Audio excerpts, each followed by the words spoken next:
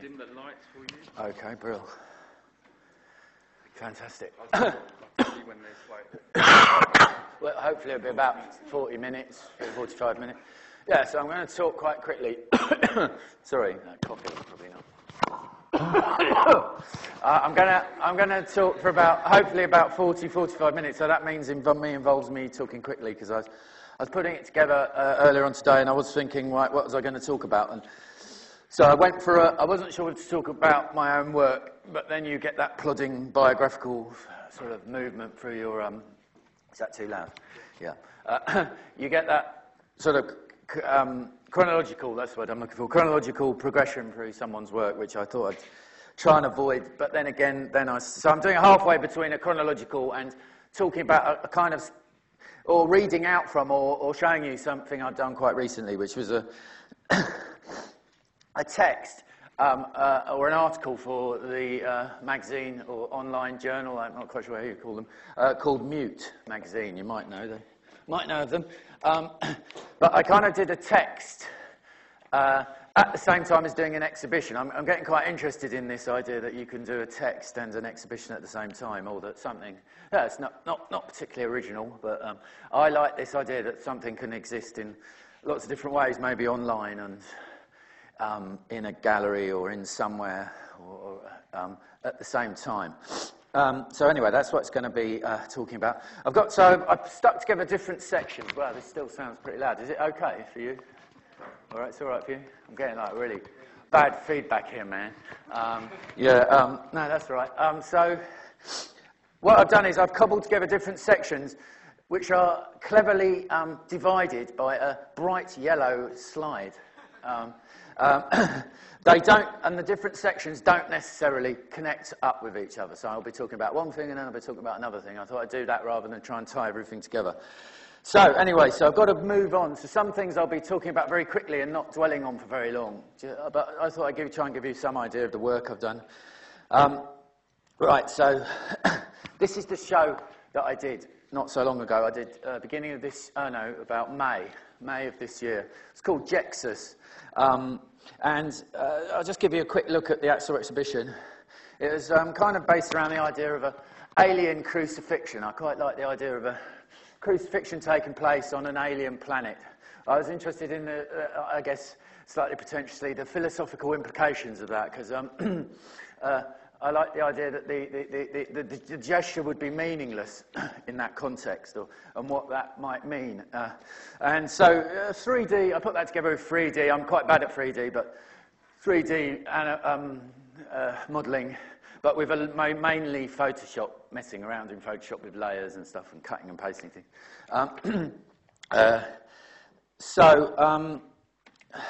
This is the gallery. It's in Brussels, and so that just gives you some idea of the installation. I kind of decided to put the image the other way around so that you couldn't see it when you walked in. So that's that image. I suppose I'm showing you that because I find quite interesting the movement from something that could be like a JPEG to something outputted on a scale of, that's big, that's 5 meters tall. So it was a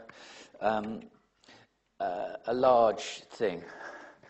So I'll leave it at that for the time being. It's just this relationship between a digital image and an installation, and the relationship between the text, which is titled Exes as well, and the image installation, the combination of those things. I guess Exes comes from, I was reading quite a lot of Bataille, and particularly his Visions of Excess book, which if you haven't read, I would highly recommend. It's like a fantastic book. And probably the best writing, I think.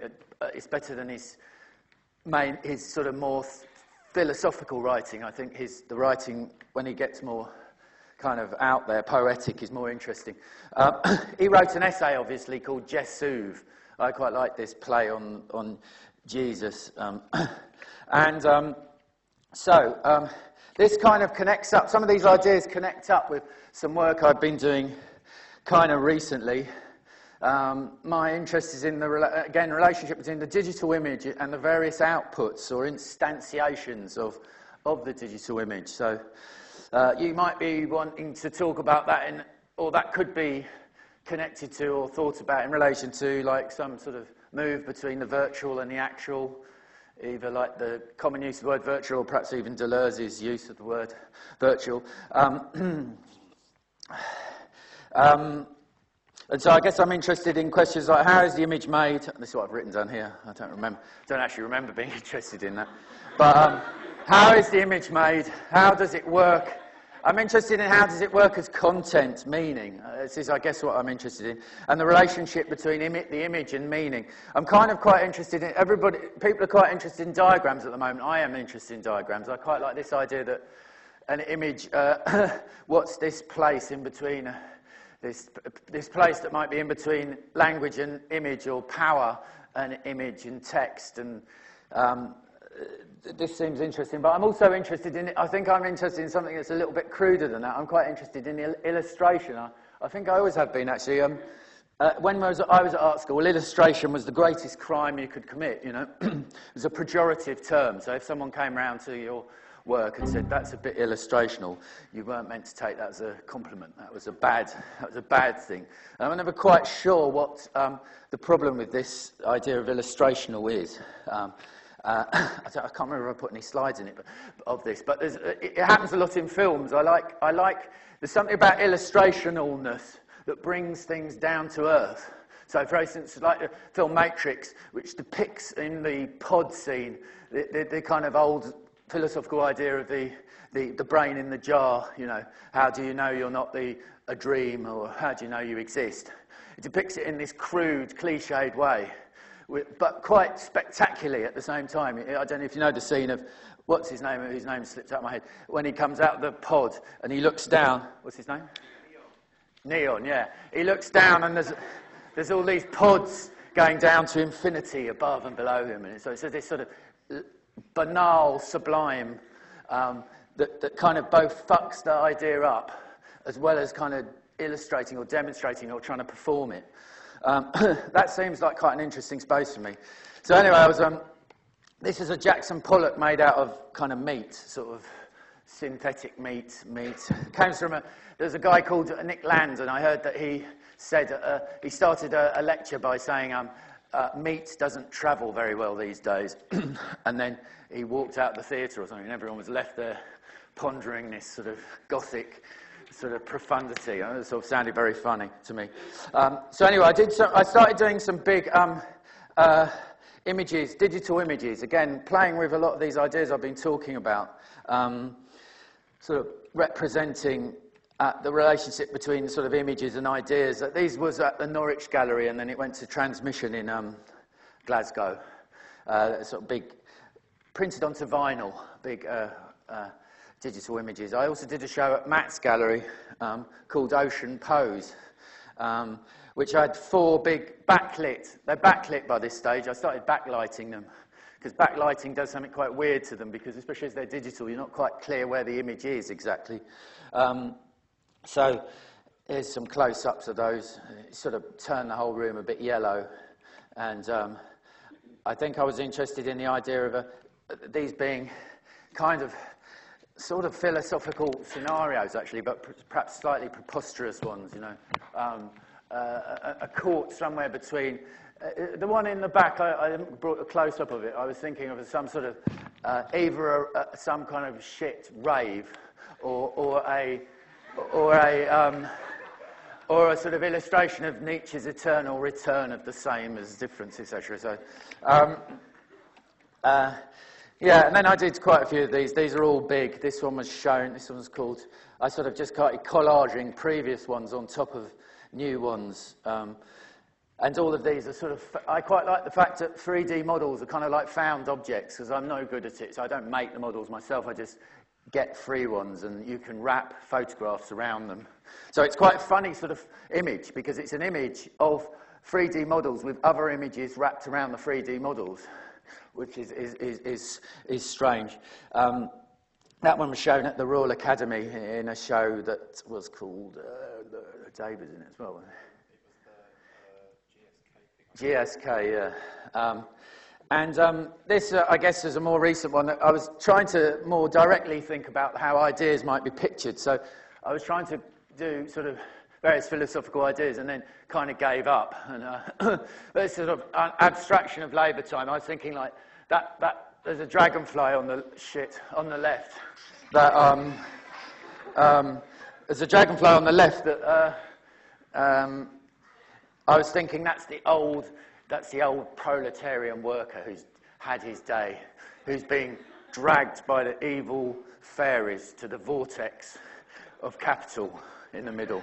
I did have a monad on, which, as you can imagine, my limited brain power was only able to illustrate the monad as a black ball, which I had floating over the sea, but that looked a bit crap, so I took that out. But anyway, that was shown in a show at St Ives, kind of backlit again, of Dark Monarch it was called. And then final one I would show is this was for the Frieze Art Fair at the Sculpture Garden. I sort of created hilariously, well, I thought it was quite funny to create an image of a sculpture as a sculpture. So it was some kind of so it sort of existed like that. I'm not sure exactly how successful that was.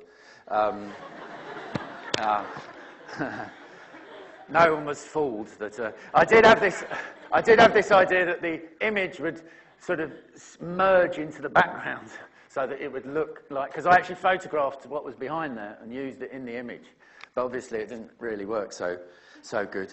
And that's the last one I did, which was I think it was this year, at East Side Projects, which was a sort of, I think that was influenced by my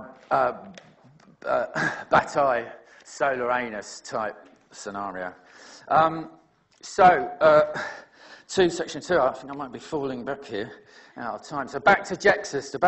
As I said, this isn't all going to fit together, so I'm just going to keep going.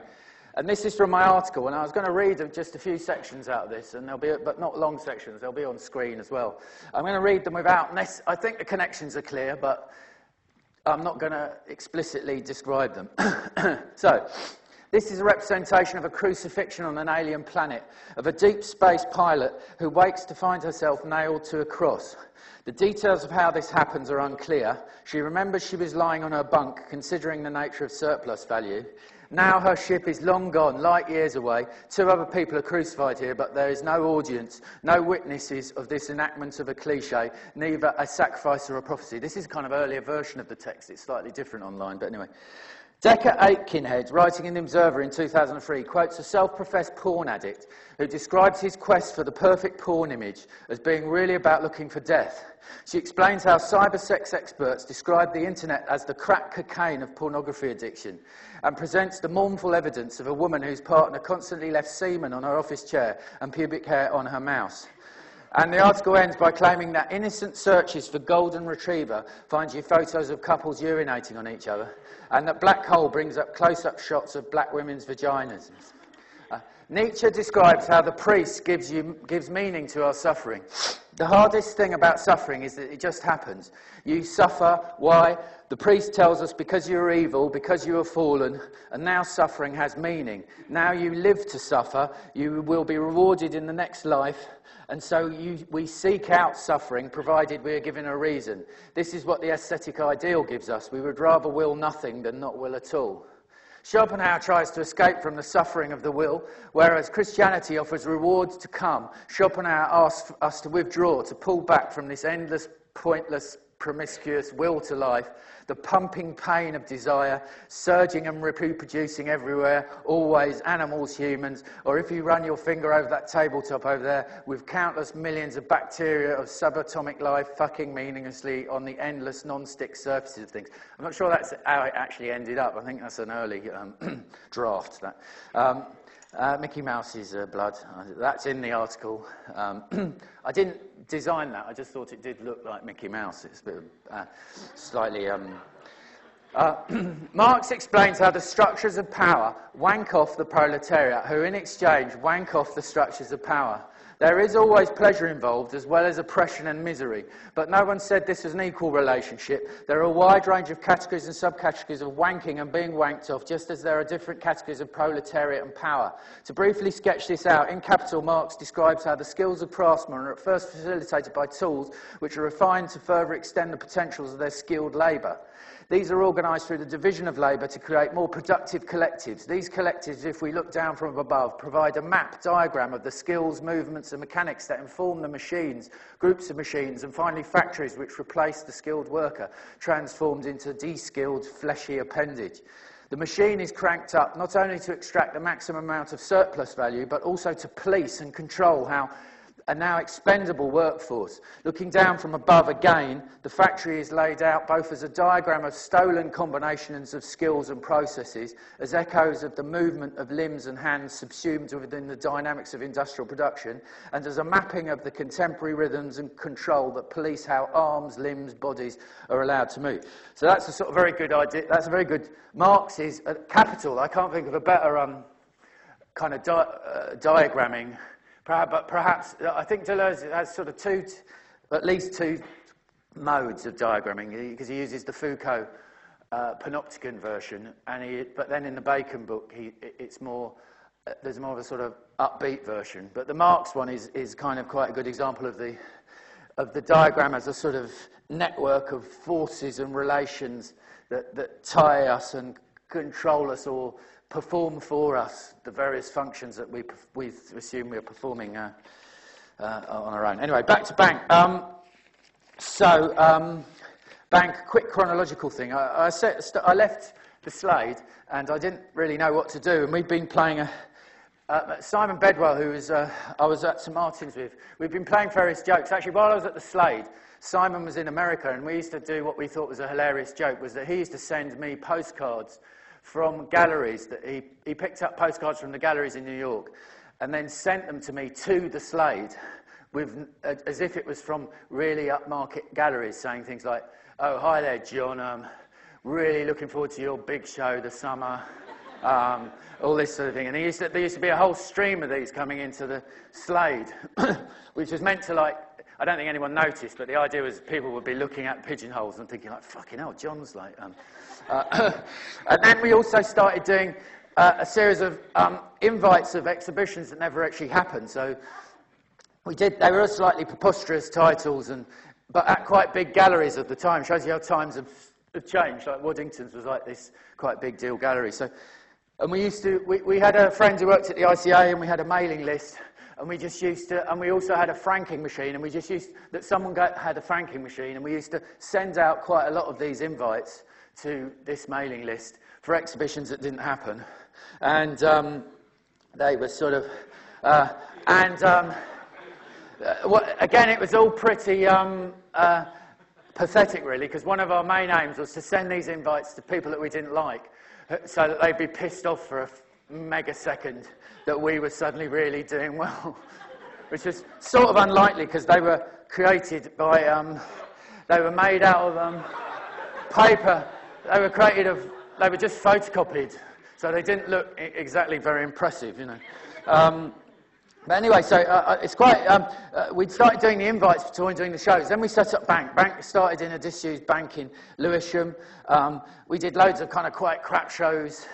So moving towards better shows, and but we had to fight against this thing of people, you know, you just sort of painted walls white because that's supposedly what a gallery was, and I think we slowly developed a new strategy. Anyway, I can't talk about that too much. This zooms forward to, the first one was 1990, I think, 1990. This one called Zombie Golf was in 1995. Dave was involved was in Bank in this show, was one of the Bank members at this time, up to 93, was it?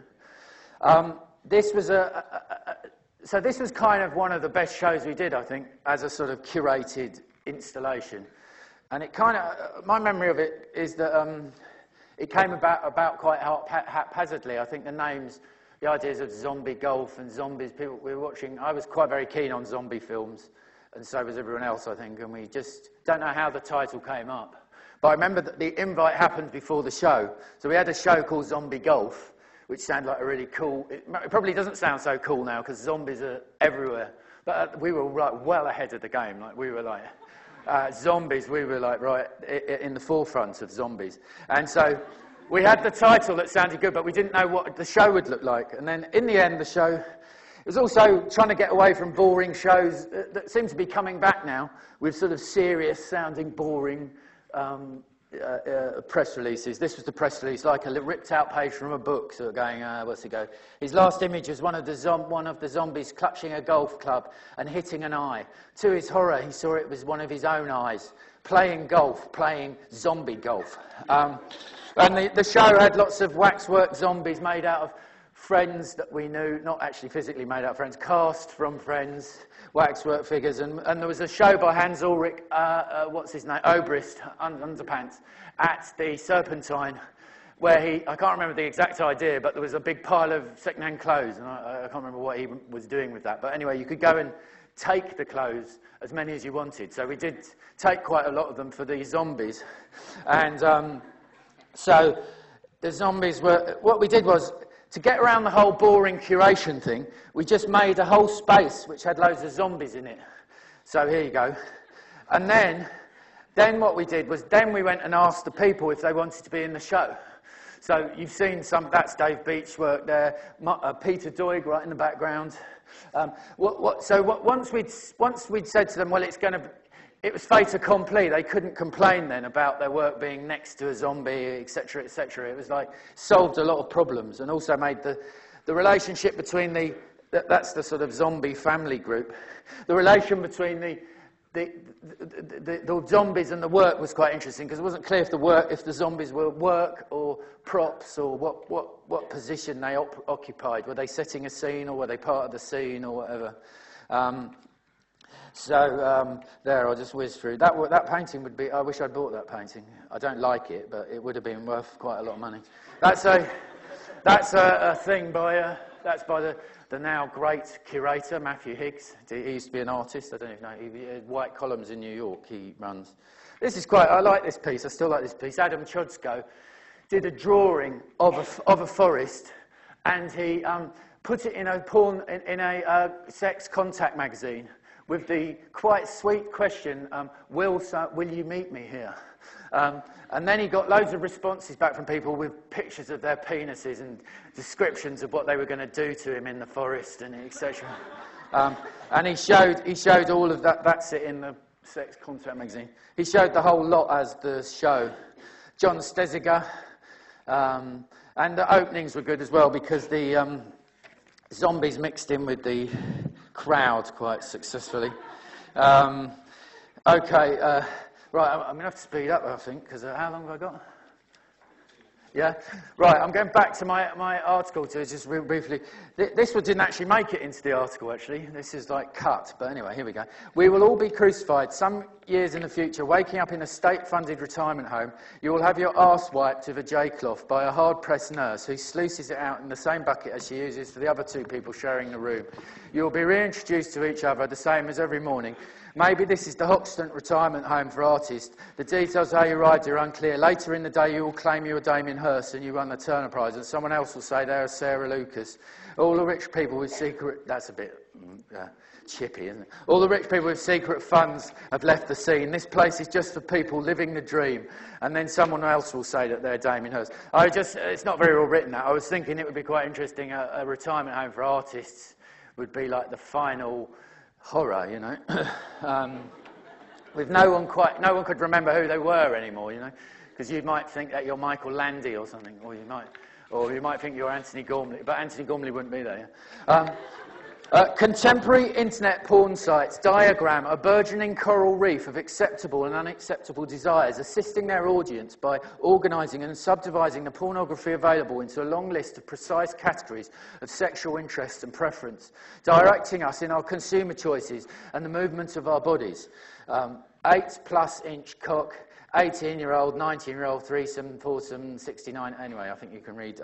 Acrobatic, adorable, adultery, aerobics, African, Afro, aged, alien, all holes, alluring, amateur, American, amputee.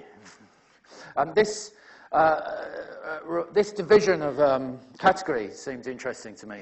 This is another division of categories, all things living, non-living, animals, etc.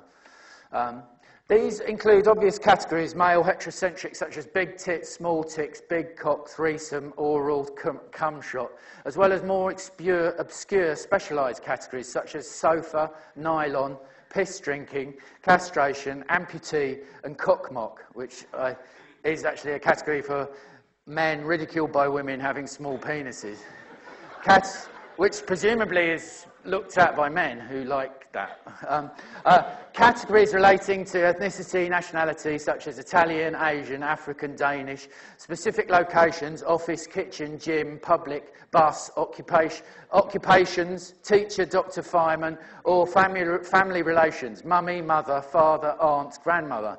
A detailed catalogue of Freudian and post-Freudian sexual tendency laid out in alphabetical order, a bizarre taxonomy reminiscent of the list quoted in The Order of Things by Foucault, where animals are divided into A, those that belong to the emperor, I'm sure you know this quote, B, embalmed ones, C, those that are trained, D, suckling pigs, E, mermaids, F, fabulous ones, G, stray dogs, H, those that are included in this classification, I, those that tremble as if they were mad, J, innumerable ones, K, those drawn with a very fine camel hair's brush, etc., those that have just broken the flower vase, those that resemble, at a distance, resemble flies.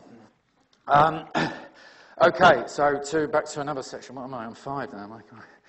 So whizzing forward, we did a whole range of shows in the 90s, I suppose, building on this idea that you could call something. I could talk more complexly about this, obviously, but on one level it was just the idea that calling a show Zombie Golf and doing whatever the hell you wanted seems exciting. So we did a show, for instance, called Charge of the Light Brigade, where we did a exact reproduction of, not exact, but a reproduction of the Charge of the Light Brigade on the ceiling of the space made out of poster paint and paper and stuff. And then we invited people in to show work after we'd done that. This is my favourite piece by John Cousins. I don't know if he's talked to it. Maybe he's an interesting artist, writer. He found out where all the cameras were for the TV programme London Tonight.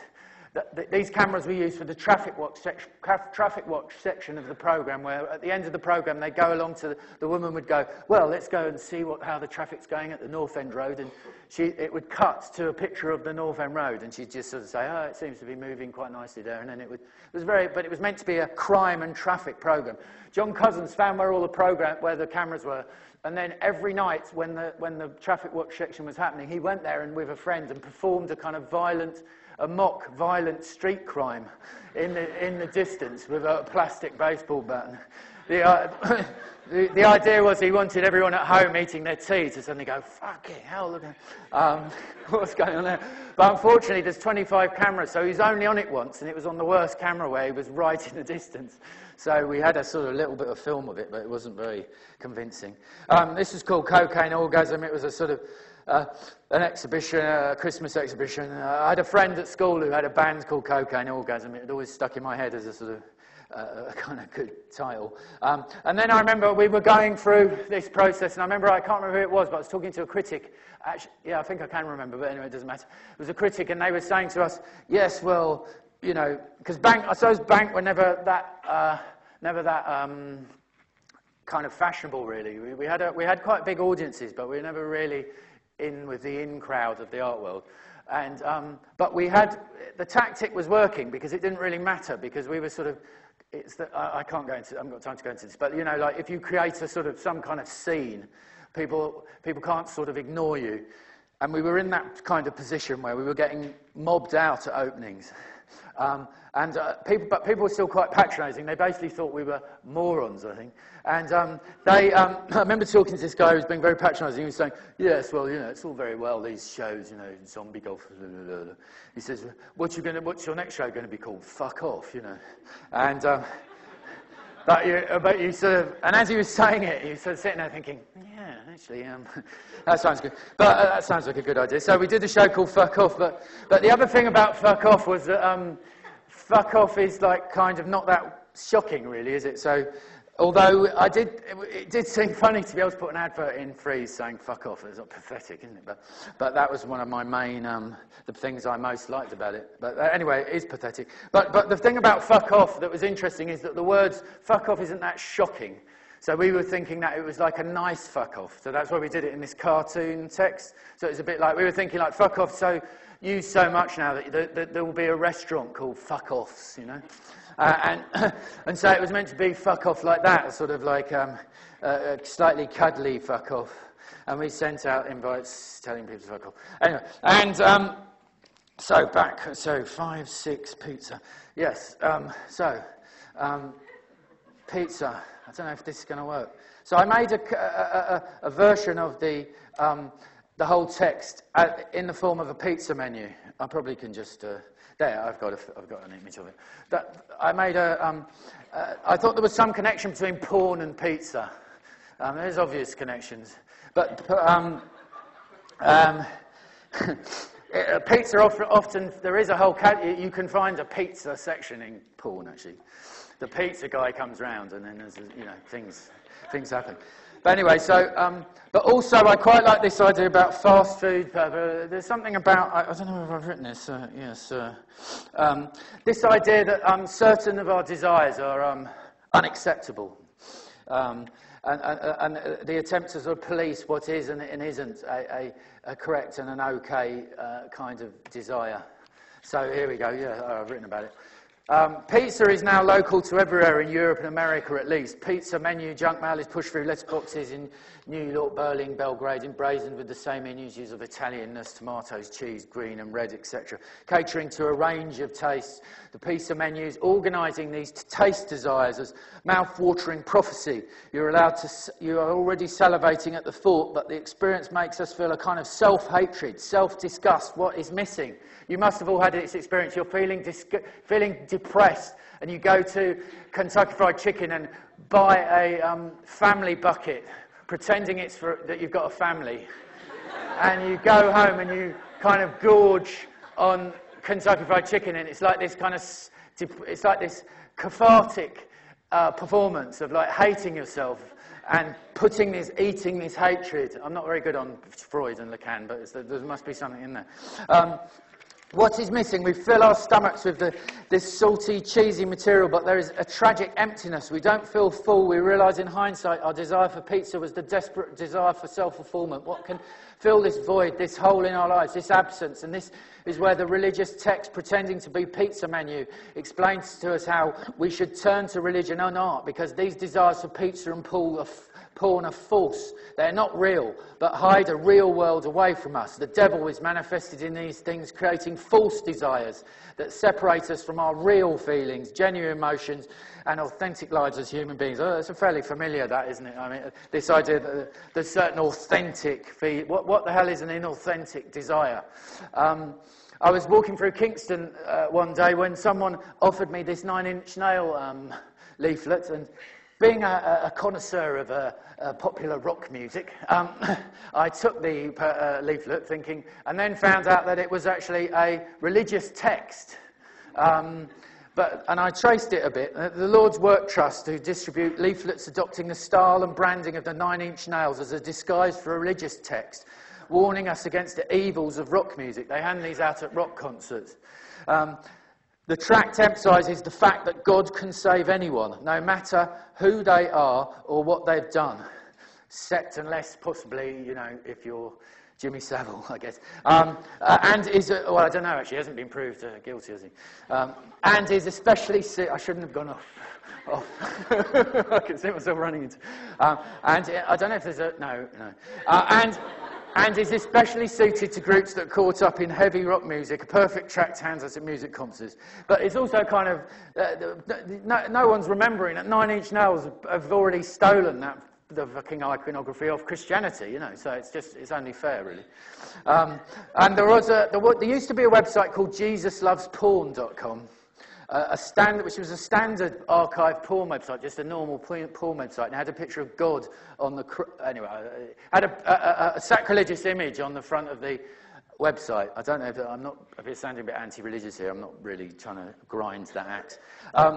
But a standard archive website which appeared from the world, but it disappeared from the World Wide Web, I noticed from my research in 2009, and it was replaced by the by the Jesus Loves Porn Stars website, which is a slight difference in change of words. And what they mean is like, God will save porn stars. So instead of Jesus loves porn, like as something to consume, it's now Jesus loves, the act is evil, but which way round is it? The act is evil, but the person is not, you know. So they can save porn stars. Okay. So finally, just rounding up the bank stuff, we went through. I think what I'm trying to say here very quickly is that bank, as we developed, we were playing around with different poses, acting out different kind of roles as stupid, clever. We sometimes pretended to. We spent the whole time trying to irritate people as a sort of strategy. It was a lot of fun, but it meant you could play roles as being a bit as stupid or hooligans or working class or authentic or inauthentic or losers. And all of these roles, in fact, seem quite interesting roles to occupy. They're all productive as long as you sort of embrace them, you know. And this kind of role that we played involved a kind of precise kind of positionality. So I think it was quite sophisticated, actually. It meant that what we had to do was we were continuously thinking about where we were located in the art world, how we were located in the art world, how we were positioned in the art world, and playing off against those perceptions or those structures. We did a tabloid newspaper where we were rude about people in the art world. The idea for that was that we discovered from our experiences that there's this weird psychological thing where if you're rude to people, they respect you. Whereas if you're just like this banal, nice guy, everybody just thinks you're a loser, you know. So we were thinking, could this be an art world strategy? If you just were rude to powerful people, would they start to notice you and respect you? It was almost slightly cynical dimension to it. So we did a newspaper where we kind of criticised quite, it was called The Bank. We criticised quite powerful people and tried to be quite rude, but you could do it in this slightly cuddly way as well. Dave wrote quite a lot of, he's responsible for quite a lot of these. It could be like it's all a big joke and we're all having fun sort of thing, but you can also call someone a kind of an idiot or something at the same time as doing that. And so it was a kind of quite a nice balancing act. You could be kind of cuddly and rude at the same time. This one is still true, I think. Art films can no longer be either pretentious or boring, it was revealed today. All videos should employ simple narrative and not involve protracted scenes involving repetitious, wafty art dialogue or people waving bits of silk around on hilltops. And we did an exhibition of this at the ICA. Ad man, you're a bad man. Last night, a young 6-year-old girl had a message from Mega Bucks advertising tycoon Charles Saatchi. Lucy Tidman, who is dying of an incurable disease, said, "Ad man, you're a bad man." If I was going to live, I wouldn't want to live in a world like this, something like that. Chisnell and why all galleries are owned by rich people's shop. Strangely, the inauthentic position of the tabloid allowed you to be quite. It gives you more room than trying to be in a position where you're supposed to be being authentic. We also did something called Facts Back, Bank Facts Back, which was where some people were even starting to think we were galleries, or anyway, we were starting to get invites and press releases sent to us. And just partly as a joke at first, we started to correct them as if we were a slightly poncy school teacher, and then faxed them back to the gallery where they came from. And this is quite amusing. Because you could criticise, because the galleries, the funny thing is, the galleries, this is often where they think this is their one chance to be a bit brainy, you know. And so some of the galleries really think this is like an important theory that they're writing, you know.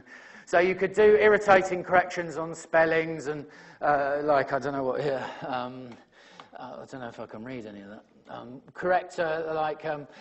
Some of the things that people always do, the press releases always say, this work is both big and small. Or they try to make, that's meant to, using two opposites is a stand-in for being complex. And so you could always point that one out. And then what we, in the end, got around to doing was correcting spelling incorrectly. Because this was quite funny, because then you could say, you've spelt this word wrong, we'd correct it incorrectly, and then the galleries would sort of jump on it, you know, they'd fax us back and sort of go, yes, you think you're so clever, don't you? Well, in fact, immediately has got two M's in it, or something. Actually, I'm not sure if it has got two M's in it.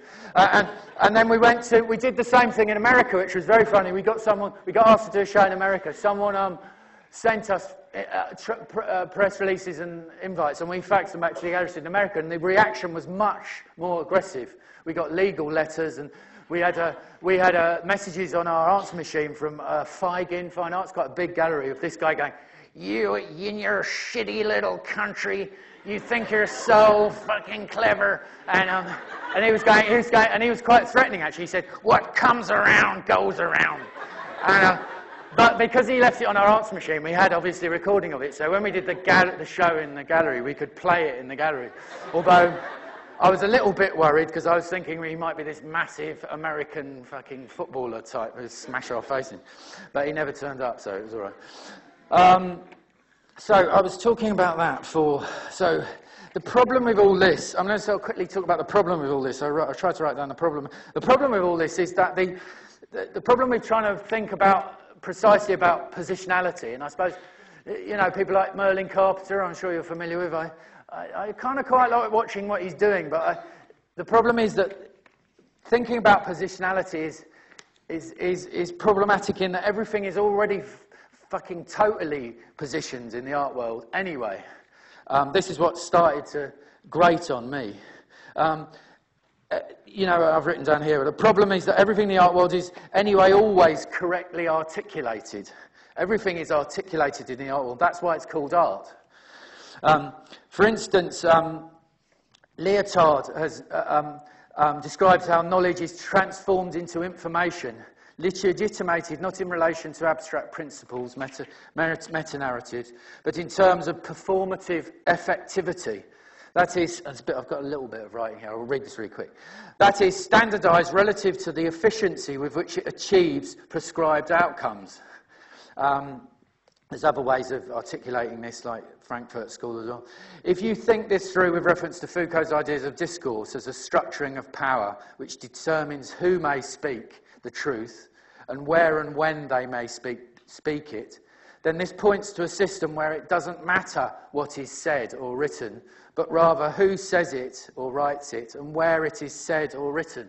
So you start to get trapped in this sort of mournful, is it mournful the right word? Abysmal dialectic of positionality.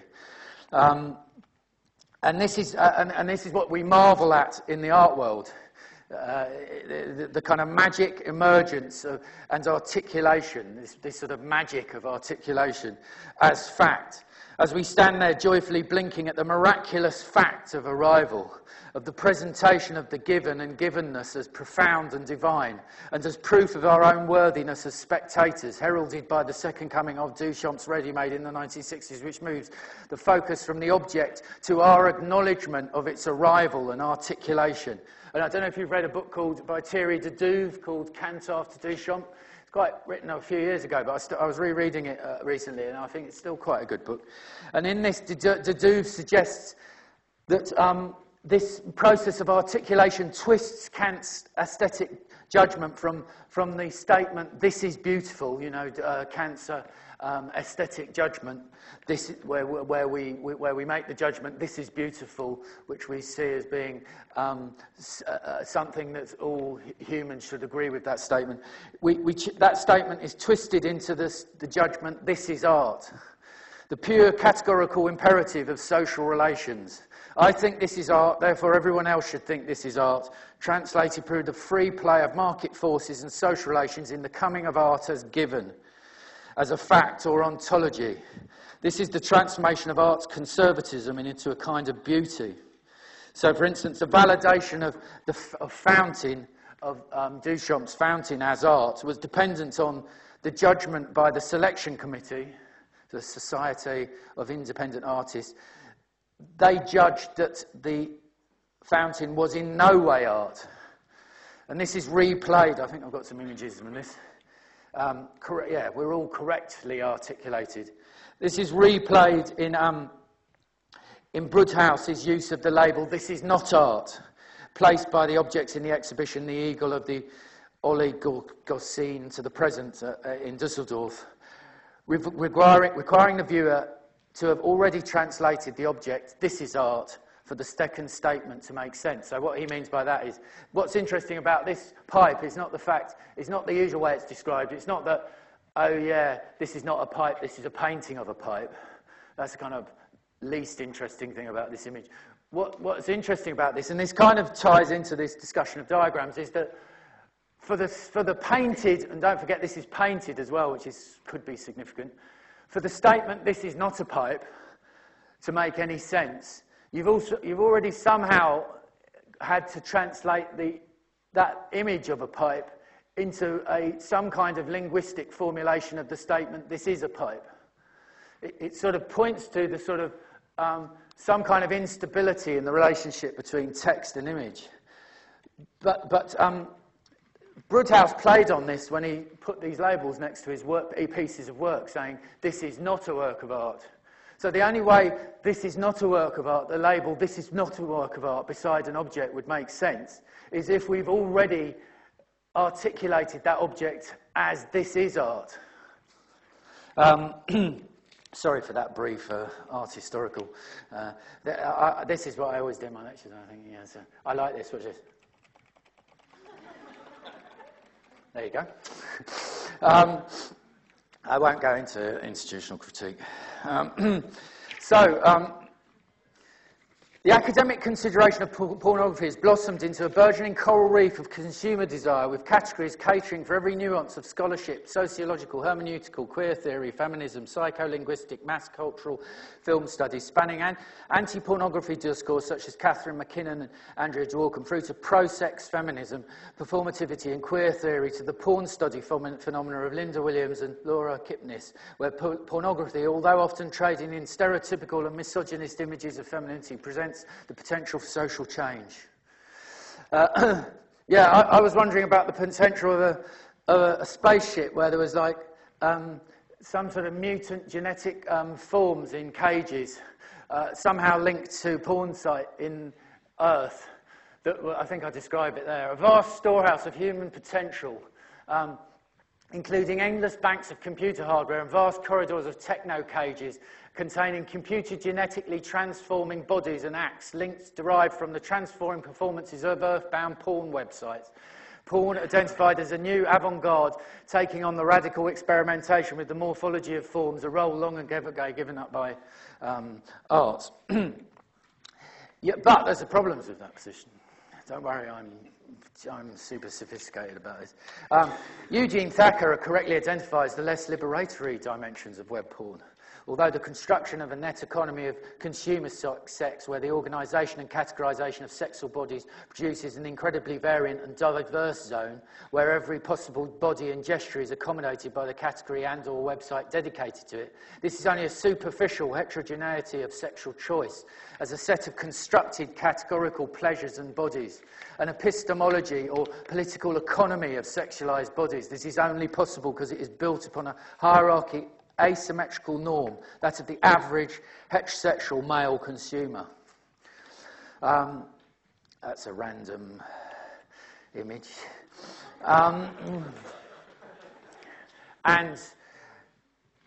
Just a little bit. According to Thacker, the resultant picture is that of a seemingly permissive, diverse and liberatory pornography entertainment industry that is really about the great levelling effect of technology of mediation, the web, and the flexible accommodation of media consumerism, as Slavoj Zizek describes in The Social Conditions of Late Capitalism. The very materiality of cyberspace automatically generates the illusory abstract space of friction-free exchange in which the particularity of participants' social position is obliterated.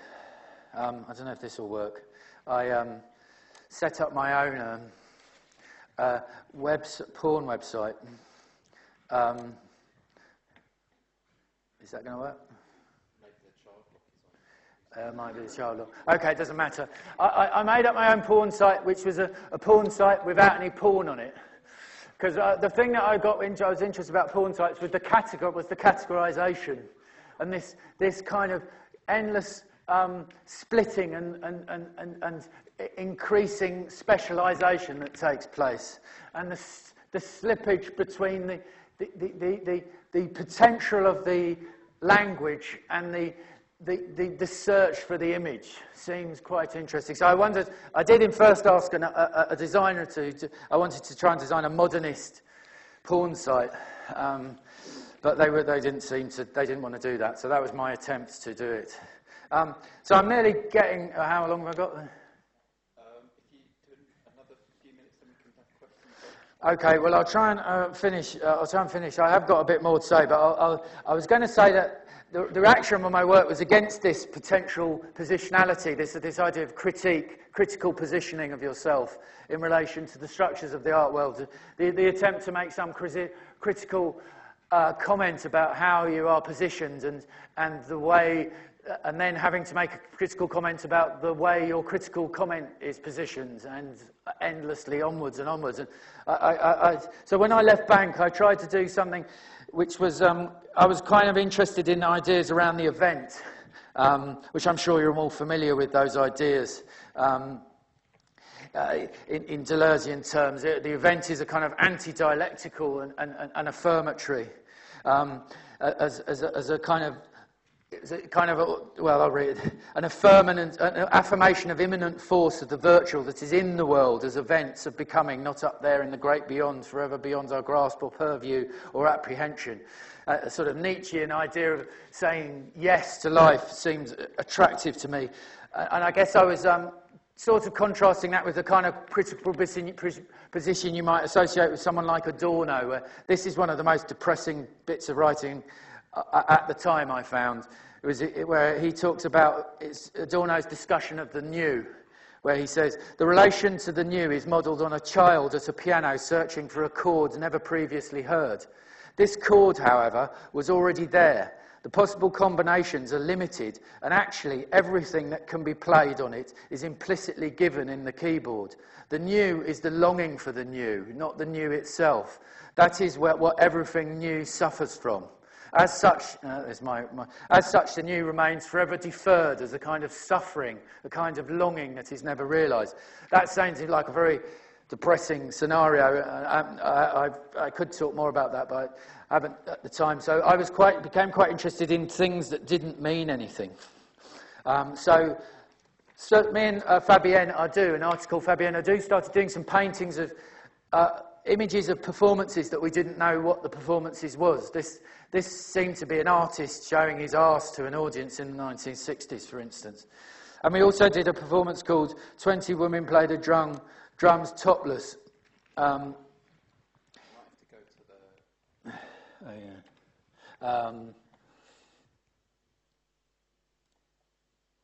Oops. Internet Explorer. Yeah, is it that one? I think I've got one. I've got it up somewhere.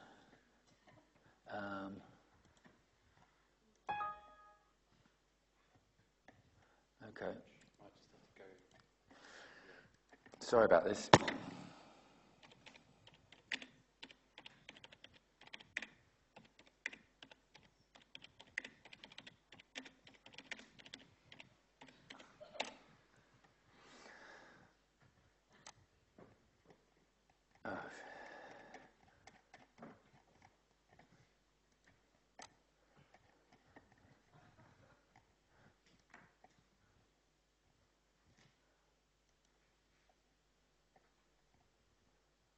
Go big.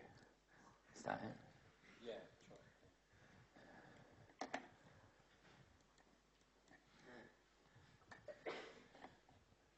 I'll zoom forward. This was a performance where we didn't know. Someone had said to us the idea of a performance where 20 women played the drums topless. An artist called Wayne Winner.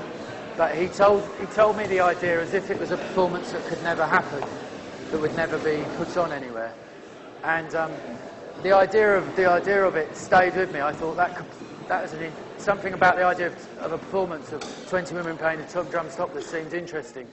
But I wasn't sure what it meant, and I was talking to Fabienne about this, and we were quite interested in the idea that we had no idea what a performance of 20 women playing the drums topless would mean. And so we just staged it by asking, we put an advert in Time Out for, it was at the South London Gallery, for anyone who wanted to play the drums topless. And the first 20 people who answered, we accepted them. They had no training, or we didn't tell them what to do. Well, we gave them a brief description beforehand. We said, we want you to play the drums, and whenever you feel like you're going into rhythm, you have to try and break out of rhythm. And one of our friends was in there who's a drummer in a band, and there's a way you can fuck up the rhythm by doing the offbeat, and she was doing that. I guess the other thing is that some people may have thought they knew what it meant before they came, because they might think it's either well, I'll play it. Actually, I'm sort of giving it a meaning, aren't I? I'll just play a little bit of it. Oops. Very loud at the time.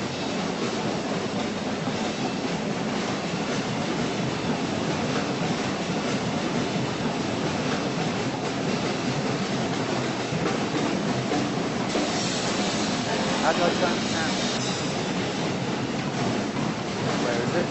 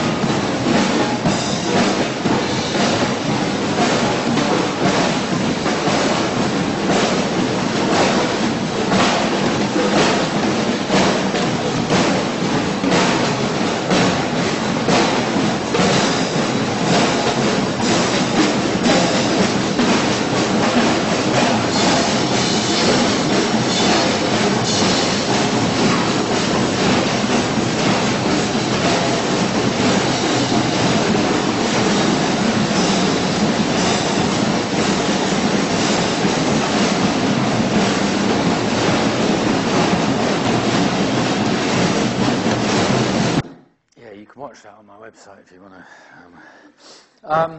Well, I've got more, but I've got a feeling that might be a good point to stop. Do you think? Yeah, maybe it'll come up in the questions, but I can. Yep. Okay.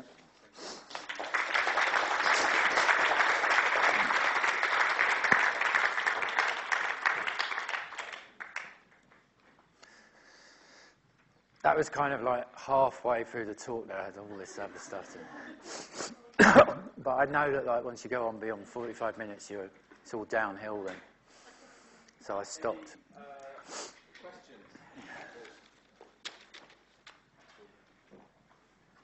Yep. So did you find out what that performance was about, or what is it about not knowing or something? Yeah, well, I was going to talk about how not knowing what something is about can be a problem as well. But what was interesting about that performance was that especially when you were there, it's kind of slightly easier to make sense of as a film, perhaps. I don't know. But when you were there, I found it very exciting because I couldn't work it out. Because sometimes it looked a bit like some early 20th century sort of avant-garde music thing. Sometimes it looked a bit like some, I don't know, eco-rave drumming session or something. It could have been like some new laddie thing, joke thing. It kind of seemed to flip between things. But then also, on top of that, it was just fucking loud. So it wasn't quite so easy to make. It was super loud, and it was kind of much louder than the guy when he was putting the drums up was saying to me, "You know, this is going to be much louder than amplified sound. When you got 20 of them, it was incredibly loud, and it was kind of so it was quite a physical thing. So it was quite. So the combination of all those things, it wasn't easy to just sort of apply some meaning to it, which was our sort of intention. I'm not saying that there aren't problems with that approach, though, because that's got problems to it as well. The idea of trying to do something that doesn't mean anything is immediately, on a very dumb level, articulated as meaning something that doesn't mean anything on a very sort of stupid level, but on lots of other levels as well, there's problems with it. It's very affirmative, though, wasn't it? Yeah. Yeah, it was quite up. There was something quite, it sort of worked or something. I think the whole fact that they didn't know what they were doing before they came, so no one was quite sure what was going on. And the event, we got funding, so we were able to do it quite well. So the stage itself looked pretty great, with like 20 drums on a tiered stage. Looked quite exciting straight away, you know. Any other, yeah? I guess you've kind of answered my question in a way, but it's around the idea that you're wanting to do something meaningless, yet you're using one of the most potent symbols of a female nude body in a gallery. I'm wondering what... Yeah, well, I guess that's what we were sort of playing on, really, was that there was a sense that the performance was kind of loaded in certain ways, but we were hoping or thinking that there would be something excessive about it, which would disrupt that. And it was kind of not unlike what I'd been doing before. It was kind of staged, because there were certain strategic things that were quite important. Say, for instance, it was the fact that me and Fabienne, if I'd done it on my own, it would have been read completely different, I think. I think that would have even changed it. I don't know whether it would have, but it would have. That seemed like that would have. I think that might have been a problem. Might have flipped it too much, but it made it. So that was always there. There was always the potential that it was problematic. Was always. I mean, that didn't go away either. There's always the potential there that it's problematic. But it seemed like a kind of interesting. Place to be, you know. So it wasn't just done as some sort of gesture,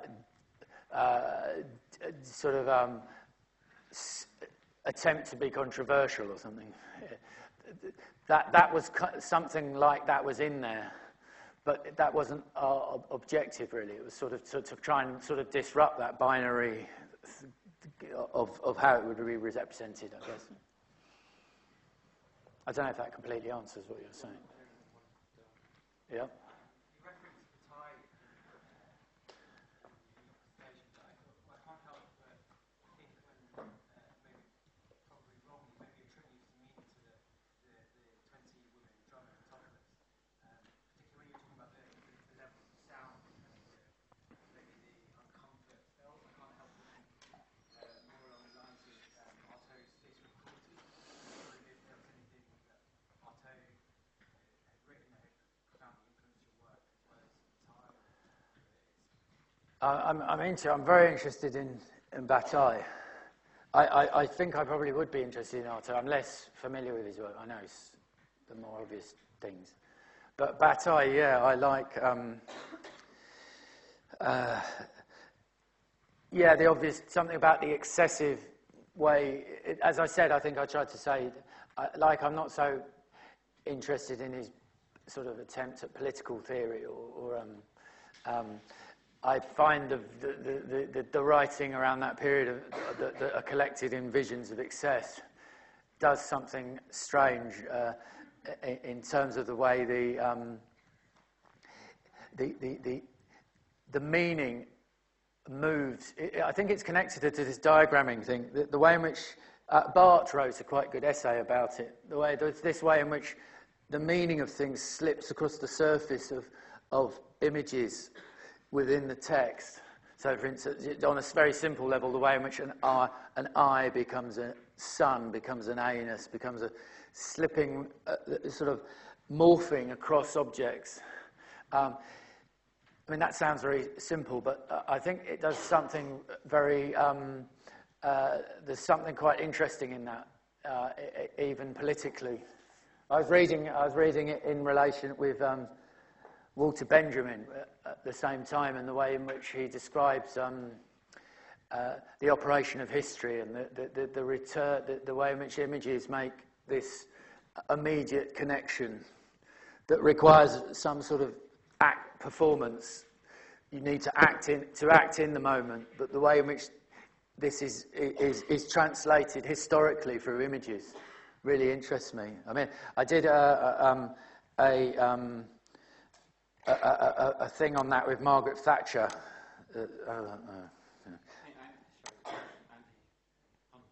Did he? Yeah. Yeah, I did a thing where I was quite interested with the idea of Margaret Thatcher on that level and how she works as an image. Because you talk to some people, they go, she's totally irrelevant now. She's just this stupid old idiot from the 80s.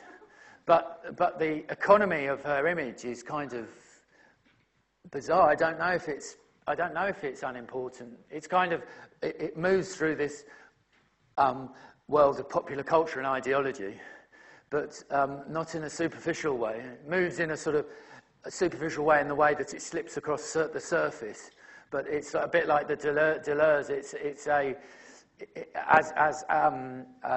sense or surface effect. It has actual, moves into the world of flesh and bone, and in the way that this meaning operates, in the way that this meaning slips. And you get I find that really strong in Bataille, that's where his politics is most effective, in those descriptions of seemingly crazy descriptions of baboons being buried head first, their arse sticking out of the soil, etc. That's where I find him most political. Yeah. A few more questions. Yeah. So, Laura, you had a question. I just wondered what you're going to do next. Got anything in the works? Yeah, I'm trying to. I'm quite interested in this idea. It's a simple idea, as I said, of how a text. I'm quite interested at the moment. The fact I've started doing quite a bit of writing, and I've written for books, which I find really unsatisfactory, because you write something and it takes about bloody a year before you see it, and you can't remember why you were interested in it, or why you bothered writing it, and no one reads it. Whereas the internet, I know that, I'm not some internet, wide-eyed internet, but I am actually, I like the internet. And I like the way you can write things in certain contexts and you get this immediate feedback and you can have discussions with people and it keys into things that are happening at the same time. And I like the potential for that to happen at the same time as other things. It's a simple idea, this fact that you can have, that you can do work that has this potential to be actualized in a lot of different ways at the same time and create some kind of interrelation between those different formats.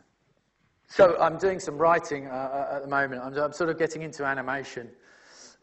I don't know why, but I did it in this Exes text. If you see it, there's quite a lot of animation in it, and I don't know if I've got my animation now. I'll show you. I was quite proud of it. There you go. See that?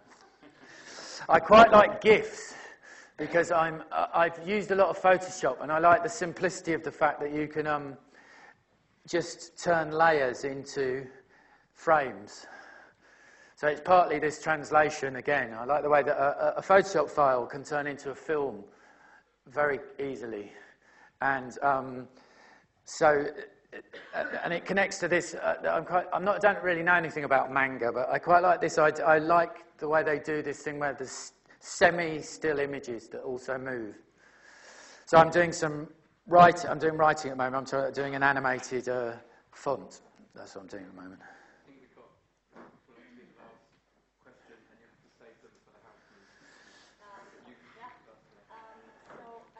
you were talking about how you were rude to important people in the art world in the beginning of your career, and that kind of, you figured that would actually make them respect you. And I'm wondering, down the line of your career, how did that turn out? Did you end up coming across some people? Did you feel uncomfortable with what stuff you said to, or was it just like taken? Well, weirdly, weirdly back. No, people, because it was this weird thing that it got quite success. It was a bit of a sort of art world smash for about half a second. And so people were kind of half in two minds. They quite liked the idea of being in it because it was a bit like, showed that they were important enough to be. There was something a bit like that. There's some sort of reverse flattery.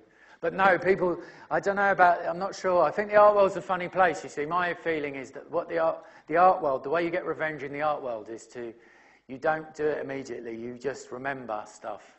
And then you go through your tedious bureaucratic career as a curator or something. At some point, you're head of some gallery somewhere, and this name crops up, in a list for a potential really good exhibition, and you don't have to do much. You just go, I'm not sure about like the work, but I think I don't think it really fits, And that's your revenge, isn't it? You don't have to go and smash someone in the face. It's like, I'll get you in the end, you bastards. And I think there's a bit. I don't think there's Bank suddenly sort of seems to have. A few things Bank did remains quite popular. There's quite a lot of shows that happen in America, weirdly. Especially the faxbacks and the tabloid seem to be weirdly on quite a lot. It's because I think if you do a piece of work where you can have an image and a quick description that's only 2 sentences long that sounds a bit funny, that's how and then it just circulates because of that punchline image thing.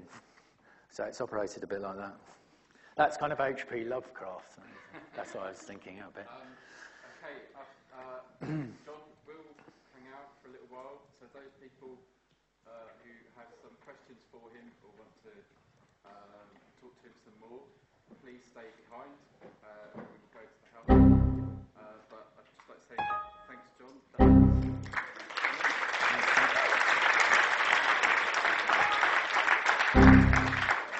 Please come next week for Paul Mason. He's got fond memories of Slade from 2 years ago. I don't know how you do that.